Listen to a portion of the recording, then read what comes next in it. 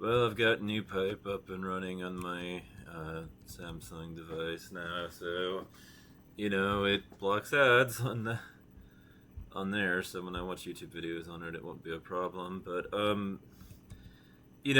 thing, I am really rather tired of Google's Android. Not no, sorry, Google and its envy of Apple. There's an article that just came. Well, it didn't just come out. It came out in March of this year, on March 3rd. Our 2026. This. So for context, when this year passes, and everything, this video may still be up. So it's the current year as of the time this video is being recorded. But with the developer verification, Google's Apple Envy threatens to dismantle Apple's open legacy, and I don't like this. I don't want App Store cops. Like, yes, I realize that I'm taking matters into my own hands, and that I'm liable for what if I get hacked. It's my own fault. In this environment, but I don't care. That's the liability that I accept. It's been nearly 20 years since Google revealed Android, which the company described as the first truly open mobile operating system, setting Google powered phones apart from the iPhone's aggressively managed experience. You know, Over time, though, Android has become more aligned with Apple's approach. And this is what pisses me off, and has pissed me off ever since I came over to the Android side of the equation.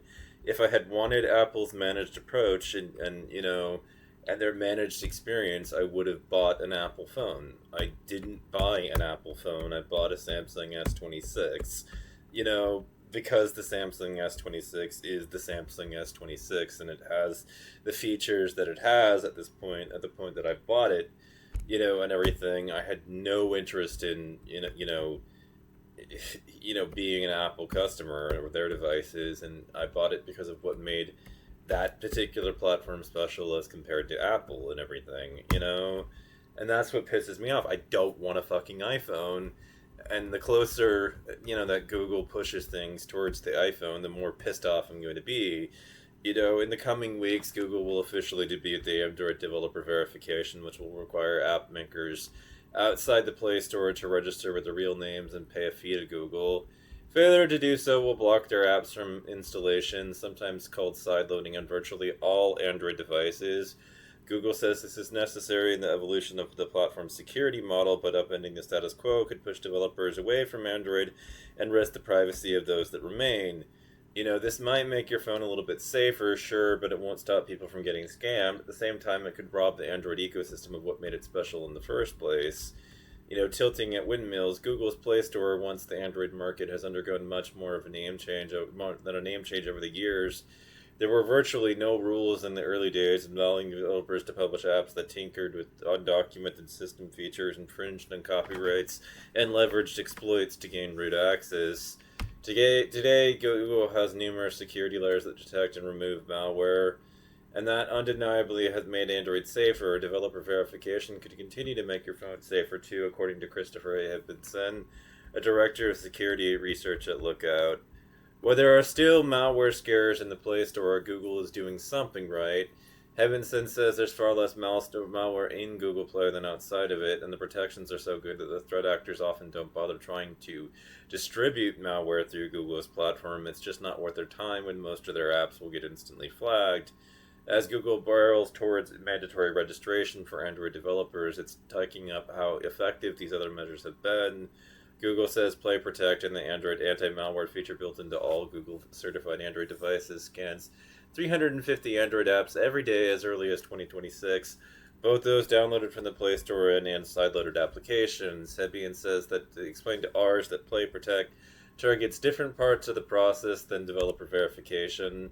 Play Protect can flag and remove individual apps, which is less effective than blocking an entire developer profile, and it can be disabled. Google suggested that people are often being coached by threat actors to disable features like Play Protect, pointing to the need for more strict controls. Not everyone buys that, though. These scenarios seem really implausible to me, but Google has not revealed any specific numbers about how many people are affected by this. Says Mark, part of Homex, a board member of the popular F-Droid Free and open source.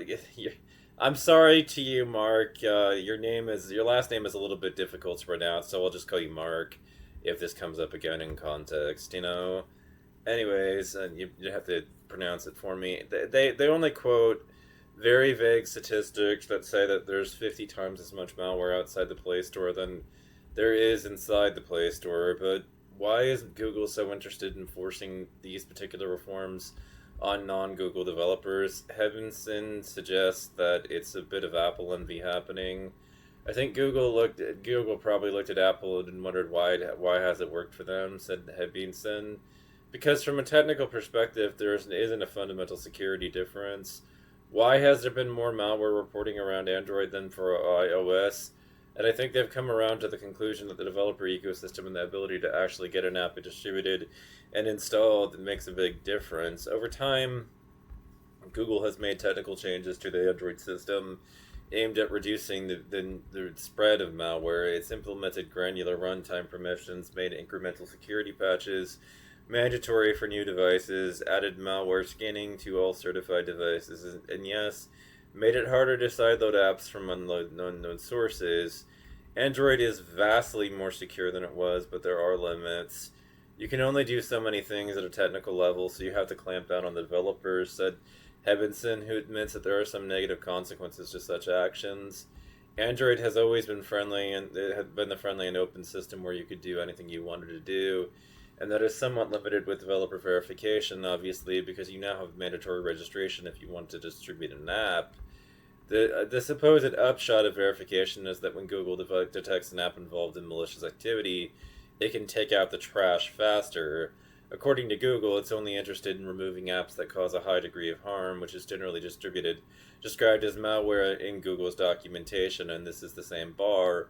As the company has declined to offer more details on the definition of harmful apps to ours, the definition of malware is fuzzy, and even Google's own partner, can disagree on what counts. We are part of the App Defense Alliance ecosystem. When Google sends us an app that goes into Play Protect before it gets published, as Simpson said, we run our analysis on it and send it back to them. They don't always take our word for it. There's a good number of apps that will get published, although we consider them risky. The opposite is also true, though.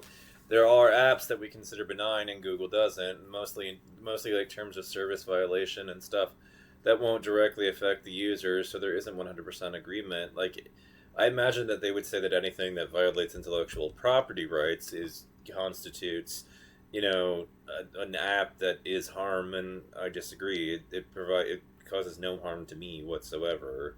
The end result is that Google verification gives Google the tools to banish apps, and Google gets to decide what will count as a high degree of harm in the future. See, this is a problem. We don't have a definition of harm from them, and we may disagree about what constitutes actual harm.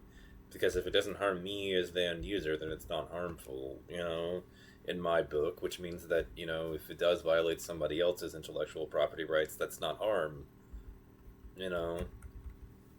Not to me, and so I don't care. They said, oh, we want to stop malware, and that's not, well, I mean, they get to define malware. That's the whole problem here. And that sounds all well and good, but show me your definition and demonstrate that this definition is going to be agreed upon by an independent consensus of security experts and communities, said F-Droids Mark. They don't do that. They just say malware is whatever we say it is, and when tomorrow they say VPNs are malware, then say goodbye to VPNs. Even if Google's claims are true, developer verification won't stop people from being scammed. An attacker targeting Android doesn't necessarily need to get the user to install malware, whatever that is, to scam them. The same false sense of urgency that can convince people to sideload a shady app, e.g. your Facebook account is about to be locked forever, can get them to install a perfectly legitimate remote support app from the Play Store and give the fraudster full access. There's a difference between solving a problem for users and solving it for Google. In this case, developer verification could help shift blame for mobile security woes away from Google. The threat actors are not going to go away, said Hebzian. They're going to go somewhere else, and they're going to come up with new innovative methods to scam people, and they'll be successful there as well. Google is calling the shots. With the Play Store's glut of AI slop and in-app purchased factories, it's easy to forget that the non-commercial software is still an important part of the Android ecosystem. Open source projects provide vital tools for a lot of people, and many of them are distributed outside of Google's platform for a variety of reasons, not the least of which is that some people just don't trust Google. And online, and why should they? Google is, uh, let me put it like this: the "Don't be evil" slogan is gone, and you have a company that's pretty infamous for data harvesting like crazy. Every little bit of data that you give them, they're gonna use however they want to sell you more shit. So, you have to be careful and cautious about what information you happen to give Google. I mean, I slowly migrated to Proton Mail because they were scanning the headlines, in our emails in order to fucking, gather data on what we actually bought, and I didn't want them to have that information, which is pretty horrifying to me, the extent to which they just constantly harvest data, and everything, and they're probably selling it to somebody, that considers it valuable. And online anonymity used to be the default, but simply accessing resources is becoming increasingly efficacious. Platforms are demanding face scans and IDs in the name of protecting the young and vulnerable, but these tactics also force people to attach their real-world existence to what they do and produce online. In the case of developer verification, this situation could stymie open source development innovation that has made Android what it is today. The Guardian project, founded in 2009 to support the development of open source apps around the world, has been around almost as long as Android, according to the founder Nathan Friedidias. Can I just call you Nathan? Again, people's last names are a bit of a struggle these days.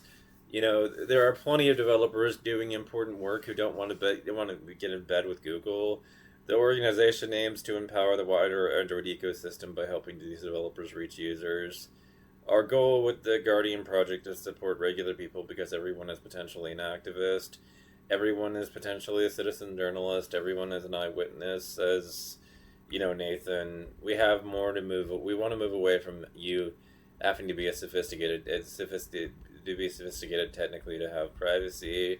Reliance on Google's cloud will be a core element of developer verification. Google is creating a database of developers, but only some of that data will be cached on devices. For many app installs, your phone will need to reach out to Google's service to verify an APK, which effectively prevents, installing applications while offline, which is another problem. That's a real problem for alternative app distribution models, like, for example, the Guardian's Butterbox, a solar-powered microserver that can provide off-grid access to encrypted chat, maps, file sharing, and other important tools. This project, built in collaboration with the F-Droid team, is essentially incompatible with, Android verification, which, this is interesting. Sharing offline has never been easier. Power your hotspot to share educational materials, videos, and apps in small classrooms.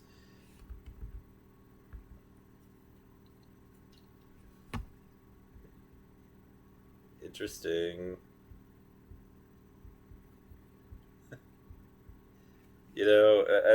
Anyways, in their quest to make everything better, they've made the process more onerous, says Nathan. This is a common issue with the mental model of these big tech companies. Like, you're driving your Tesla down the 101 in Silicon Valley. That's the user, but someone with 5G grid connectivity all the time. Some people may find themselves locked out of Android even if they have the perfect 5G. By requiring developers to register and pay a fee, Google is essentially forming a business relationship with people who might otherwise want nothing to do with the company. Simply due to who a developer is or where they live, these applications could end up blocked on most Android devices. There are going to be certain developers who are developing applications that are perfectly legitimate, but because they live in a sanctioned country where they belong to a sanctioned organization, Google is by law not going to be able to let these people register, noted F-Droid's Mark. I've just started to use people's first name just because it's difficult to pronounce their last. Mark, and sorry, that's just the compromise because I don't want to insult you. So that's immediately closing the door to someone who's developing an app and they happen to be a judge on the International Criminal Court or a resident of Cuba. That's it. They can't convey that their work to the world. This is, yeah. By the way, if I were to run for office and secure it, one of the very first things I would do, as somebody that was in charge suddenly, is sign the Rome Statute in the United States. And, if they demanded our war criminals, like, well, he's dead, Dick Cheney, or, just as an example, if he were still alive, or, whoever they asked for, I'd be happy to hand them over, arrest them and put them in leg chains and throw them over to the Hague. I don't really care. So no one knows what Google's internal deliberations around this change look like. We can only guess at the company's motivations. That said, even the team at F-Droid, which is publicly opposed to Google's plans, believes that verifying developer identities will probably slow down some traditional malware campaigns, but it also gives Google a lot more power. This measure can reduce the amount of malware, but at the same time, it reduces a lot of other legitimate activity, says F-Droid technical lead Hans Christopher Steiner. He pointed to ad blockers and alternative YouTube clients as an examples. Early on, Google allowed system-level ad blockers in its store, but tightening restrictions eventually led to those tools being banned. Someone could possibly make an argument that those tools are harmful to a high degree, even, he said. People who want those apps for legitimate reasons, and we ship apps like that in a safe way, said Steiner. There are all legal things that people want that Google doesn't want. So when we consistently ship ad blockers, alternative clients, and rootkits, all those things that are against Google's terms of service, it seems inevitable that they're just going to block us. Ars Texana has reached out to Google to inquire about developers who are in sanctioned countries and their ability to participate in verification as to whether privacy policy violating apps like alternative YouTube clients will be verifiable. The company has not provided comment as of this publication. Privacy is a global, and by the way, this is a Google platform here on YouTube, ostensibly owned by them, but, as a justification for ad blocking, and everything, a lot of people will say that you're infringing on our copyrights, and that's something I don't really care about, but, as a counter to all that, I didn't really feel that there was a good alternative to it, because we have a bit of a problem on Google's platforms where, there's been malvertising, and this is a portmanteau of malware and advertising, and what malvertising is, somebody will post an ad for that distributes malware, on Google's own servers, and, this sometimes slips through the net of Google's advertising, and so, let's see if I can't get my ad blocker to function on Ars Texana, okay, good, and everything, and re-enable my disabled features here, on, I don't know why I chose to do that. The F-Droid team recently published an open letter to Google signed by 35 organizations that expresses grave concern about what that will mean to Android as a platform, but Google seems locked into its course of action. Even a big chunk of independent developers boycott verification. Google may still plow ahead. On an individual basis, there's not much you as an Android user can do. You might be stuck letting Google police your apps, and you may not even think about it most days. That is, until you get stuck trying to install an app from someone else's store without a reliable internet connection, or discover an open source app that you want to use is not verified. Some developers may simply decide to abandon Android development too. Nathan of the Guardian Project notes that the mobile web has gotten much better for developers in recent years.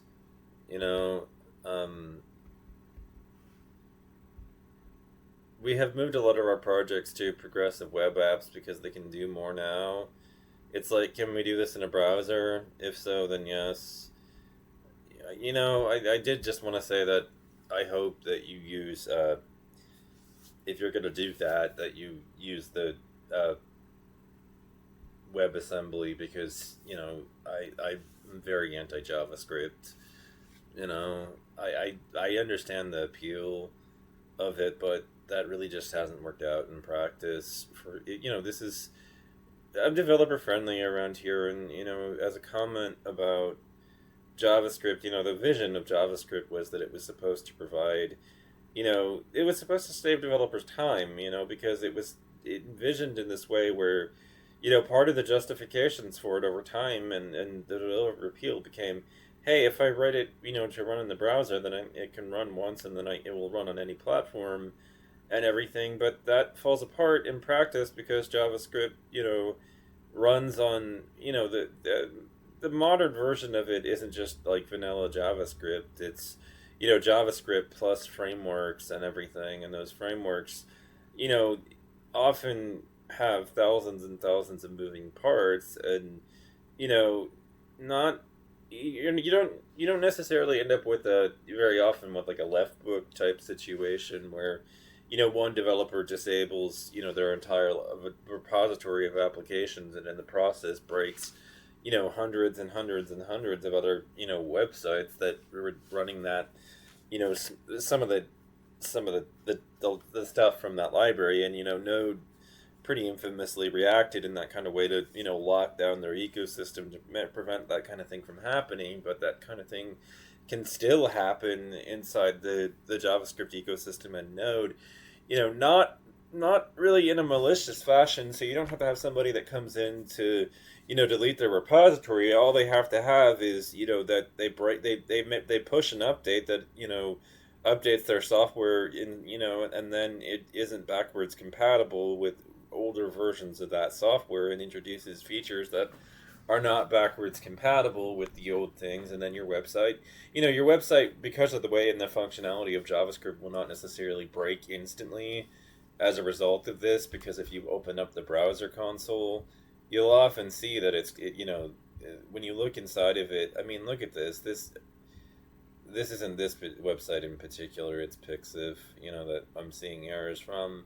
But I mean, this is very common across the web, and website after website has these problems and everything, and you can see it, like the whole thing literally fills up. I mean, ChatGPT is not able to obtain fetch fave icon, and everything, and it really wants to be able to obtain that one particular file for whatever reason, and this is constant problems with websites and everything, and they don't just necessarily crash and stop working overnight, just because of the fact that there are errors inside it. And that is attractive functionality to some extent, but it's also it's also kind of scary in a way that there are all these errors that are opening up on website after website after website after website, and everything. And enough of those pile up, enough errors pile up, and eventually your website will stop functioning. But it takes a certain threshold being reached. So things are not necessarily going to break just because one bit of functionality that you used on your website doesn't work. But if enough developers decide to update their JavaScript libraries, that everybody's copy and pasted their code from and put it on and put on their own websites, because they're all using somebody else's code in a way that's all sort of jumbled together and patched together, which leads you to wonder just how much JavaScript web developers are actually coders, as so much as glue workers that are gluing parts together and everything and weaving them together. But the problem with that is that enough updates get pushed that make things in such a manner that they're not backwards compatible, and people's websites will break eventually if enough errors pile up, and so what happens is that because of this, you don't write once, run anywhere. You constantly have to keep updating your JavaScript code, which is basically always going to be a work in progress. It's nothing that you can ever put down ever and consider to be finished, because in that world and in that ecosystem, that those kind of updates are being pushed all the time. And it does function in this kind of way where very few people are actually writing the software packages that everybody's you know code runs on the web. They're all borrowing code from somewhere else. With using more web apps could help, but the only way to truly opt out of Google's verification system is to get off of Google's version of Android. While there are some non-certified Android phones out there, such devices are usually rife with security vulnerabilities, so that doesn't solve the problem. You know, uh,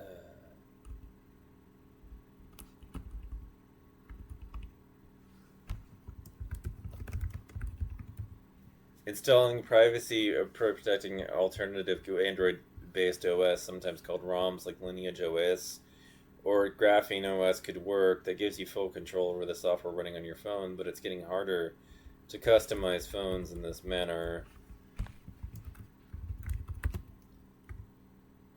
This way. F-Droid's Mark sees Android ROMs as a very implausible solution to keeping open source projects alive. Installing these software packages is beyond the abilities of most people. Well, I was able to do it. And device makers don't exactly make it easy with lockdown products. Every phone that you get is Android certified, and many of these phones have locked bootloaders. To a certain degree, these restrictions are inevitable for devices that connect to mobile networks. The harm goes back to the telecoms and the mobile operators, says, Nathan, who explained that carriers have certain expectations and requirements for any baseband radio on their networks. This thing has to work like a phone. So we can't just let it be a wild west as a computer. If you can unlock the bootloader on your phone, you're stuck with the stock software and any security changes implemented by Google on the device maker. And increasingly, it looks like they're going to decide that you need protection from yourself. And yeah, I don't want this. I mean, if I had wanted this, I would have bought an iPhone.